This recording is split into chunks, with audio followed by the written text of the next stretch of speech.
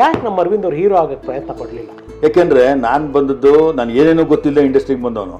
ಇಷ್ಟು ಪಿಕ್ಚರ್ ಸಿಕ್ತು, ಅದ್ರ ಜೊತೆಗೆ ನಮ್ಮ ಮನೇಲಿ ಯಾರೂ ಸಪೋರ್ಟ್ ಇಲ್ಲ ಫಿಲ್ಮ್ ಫೀಲ್ಡ್ಗೆ. ನಿರ್ಮಾಪಕರು ನಿರ್ದೇಶಕರು ಯಾರು ಕರೀತಾರೆ ಅವ್ರು ಯಾವುದು ಮಿಸ್ ಮಾಡಿದೆ ಪಿಕ್ಚರ್ ಮಾಡ್ಕೊಂಡು ಹೋಗ್ತೇನೆ. ಇನ್ನು ನಾನು ಹೀರೋ ಮಾಡಿ ಸರ್ ನನಗೆ ಅಂತ ಹೆಂಗೆ ಕೇಳೋಕ್ಕಾಗುತ್ತೆ ಅವ್ರನ್ನ?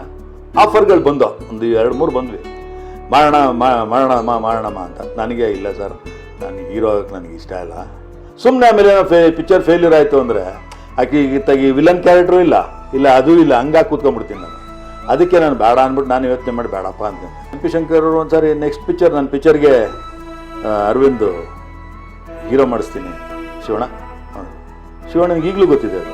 ಇದು ಯಾರಿಗೂ ಹೇಳ್ಬೇಡ ಅಂತ ಹೇಳಿದ್ದಕ್ಕೆ ನಾನು ಎಲ್ಲೂ ಪ್ರೆಸ್ನಲ್ಲಿ ಹೇಳದೇ ಇರೋದಕ್ಕೆ ಬಚಾವ್. ನಾನು ಹೇಳ್ಬಿಟ್ಟಿದ್ರೆ ಪ್ರಾಬ್ಲಮ್ ಆಗಿರೋದು. ಕರೆಕ್ಟ್. ಹಂಗೂ ಯಾರಿಗೆ ಗೊತ್ತಾಯ್ತು